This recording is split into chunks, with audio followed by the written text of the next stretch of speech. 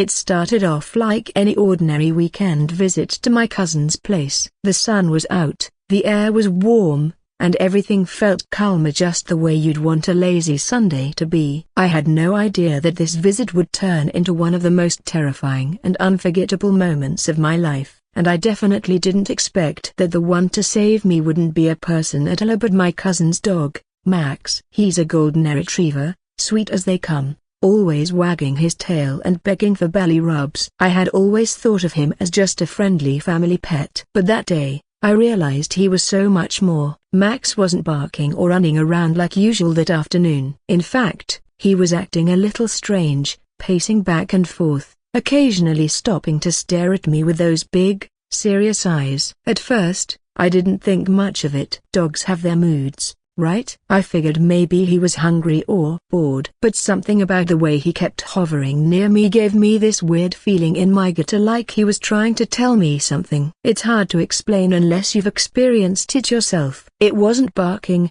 it wasn't whining. It was just presence. Constant, watchful, and oddly intense. My cousin, Sarah, brushed it off when I mentioned it. "That's just Max being Max," she laughed. "He probably wants you to drop some food or something." But I knew it was different. I've known Max for years. He's playful, goofy, never serious. But this was different, and I should have trusted that feeling sooner. As the afternoon went on, that strange tension only grew. Max became more restless. He wouldn't leave my side, not even when Sarah called him. Every time I moved to a different room, he followed. When I sat down, he sat next to me, body tense, ears alert. Something was off. I could feel it in the air, like the quiet before a storm. Still, I had no clue what was coming. That's the thing about life, it doesn't send warnings in flashing signs. Sometimes, it sends them in fear and pause. What Max did next, I never saw coming. One minute we were in the kitchen, chatting and laughing, and the next everything changed. It all happened so fast. A sound, a sudden movement, and Max launched into action before I even understood what was going on. And in that split second, his instincts kicked in and he made a choice that might have saved my life. I still get chills thinking about it. How did he know? How could he sense what none of us did? That moment changed how I see animals, especially dogs, forever. I used to think of Max as just a pet, but now I know he's a protector, a hero. And what happened that day? Well, let's just say, it's something I'll never forget. But before I tell you exactly what went down, you need to understand what we were up against and just how close it all came. To understand what made Max's reaction so incredible, you need to know a little more about that day. It wasn't just any visit. My cousin Sarah had invited me over to help her sort through some old boxes in her basement. She'd just moved into this new house a few months earlier, and the place still felt kind of unfamiliar. It was tucked away on a quiet street, surrounded by tall trees and way too much silence for someone like me, who's used to city noise. The kind of silence that makes your thoughts louder than you want them to be. The house itself had this strange vibe, not in a horror movie kind of way, but more like a broken bar, unsettled. Sarah said she hadn't explored the basement much since moving in. She mentioned offhand that some of the boxes came from the previous owner, who had passed away. She planned to go through everything eventually, but with work and life, it just hadn't been a priority. I didn't think much of it. To me, it was just another project to help her knock off her to-do list. So we went down there together, Max following close behind, his ears perked up the second we stepped off the last stair. The basement was dim and kind of cold, even though it was warm outside. There were piles of dusty boxes, old furniture, and some stuff covered in sheets. The light flickered when we turned it on, which didn't help the creepy vibe at all. But again, we laughed it off. Just a normal, old house, right? Nothing to worry about. But Max, a broken bar. Max didn't seem convinced. He stood at the bottom of the stairs, stiff as a statue, watching the far corner of the basement like something was hiding there. I called him a couple times to come over, but he wouldn't budge. Sarah and I started opening boxes, sorting papers, old books, random junk. We were maybe 30 minutes in when I started to feel that weird sensation,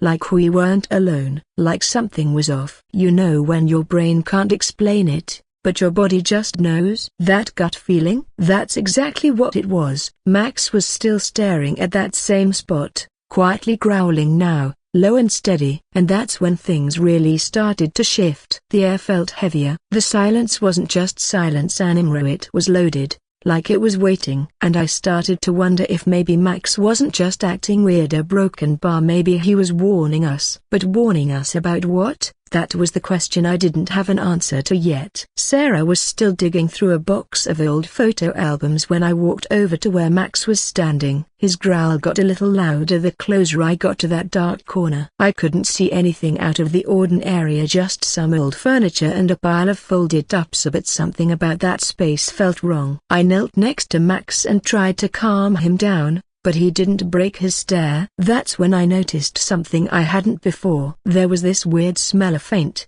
like damp wood mixed with something metallic. Not strong enough to make you gag, but just enough to make your nose wrinkle. I looked back at Sarah. She hadn't noticed yet, too focused on a scrapbook that looked like it was from the 70s. I almost called out to her, but something held me back. Instead, I moved a little closer to the corner, careful not to step too hard on the uneven concrete floor. That's when Max did something strange. He suddenly stepped in front of me, blocking my path completely. He wasn't just growling now. He was tense, protective, like he was preparing for something. Meanwhile, I couldn't shake the thought, why was Max so fixated on this one spot? Was it just instinct? Or did he see or hear something we couldn't? That question led me to something else. What if there was something hidden in that basement? Not something supernatural, but something left behind, something we weren't meant to find. After all, the house had belonged to someone else for decades. And if Max sensed danger,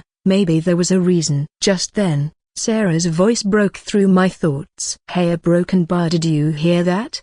she said. But I hadn't, or maybe I had, and I just hadn't registered it yet. Everything suddenly went still. The moment Sarah asked if I heard something, I froze. Max was now completely alert, ears up, body stiff, eyes locked on that corner like he was waiting for something to move. The basement had gone dead quiet, but there was this strange pressure in the air, like the room itself was holding its breath. Then I heard it too, a soft, almost dragging sound. It was faint, coming from behind the pile of tarps and the old dresser shoved against the wall. My heart started racing. It wasn't loud, but it was enough to send chills up my spine. Sarah slowly stood up, holding the scrapbook in one hand, her eyes scanning the basement. "Was that footsteps?" she whispered. I didn't answer because I wasn't sure. Maybe it was pipes squeaking, or maybe just something shifting from the weight of the boxes. But then Max let out a sharp bark, one that made both of us jump. It wasn't playful, it was loud, urgent, and aimed right at the shadows. That's when I saw it. A small, narrow line on the wall near the floor, almost like a crack but not quite. It looked more like a gap between the wall panels, something that didn't match the rest of the room. And right in front of it was a heavy trunk we hadn't touched. My gut twisted. Max stood between me and that trunk, growling deep in his throat. He wouldn't let me near it. "Do you think there's something behind it?" Sarah asked, her voice barely above a whisper. I nodded slowly, unable to look away from the trunk. Whatever was behind there, whatever Max was warning us about, wasn't just old junk or forgotten boxes. It felt deliberate, like someone didn't want it to be found. And whatever it was,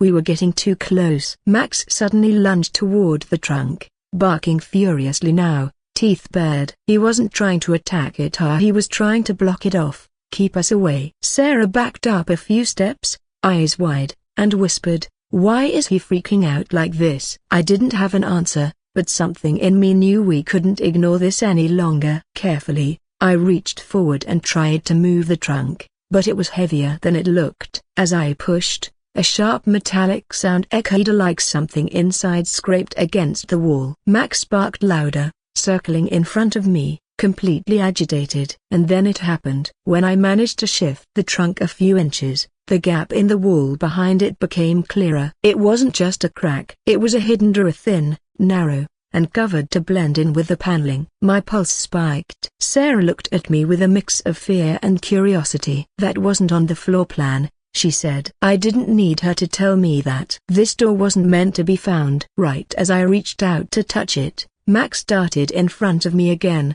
barking louder than ever. But this time, he wasn't facing the door. He turned around toward the staircase. His entire body stiffened. His bark changed. It wasn't the protective growl anymore. It was sharp, panicked, urgent. That's when we heard it. Footsteps upstairs. Heavy ones. Slow. Deliberate. Sarah's eyes locked with mine, and for the first time, she looked truly scared. We're supposed to be the only ones here, she whispered. I nodded slowly, grabbing her arm without thinking, pulling her back from the door. Max positioned himself between us and the steps like he was ready to take on whatever was coming. The sound of the footsteps moved across the floor above, each one creaking the old wood. Then, silence. No more movement. Just that thick, dreadful quiet. We stood frozen, unsure what to do next. Something or Samionia was up there, and we were trapped in the basement with no way out except the hidden door behind the trunk, a broken bar, the one Max clearly didn't want us to open. Now we had a choice: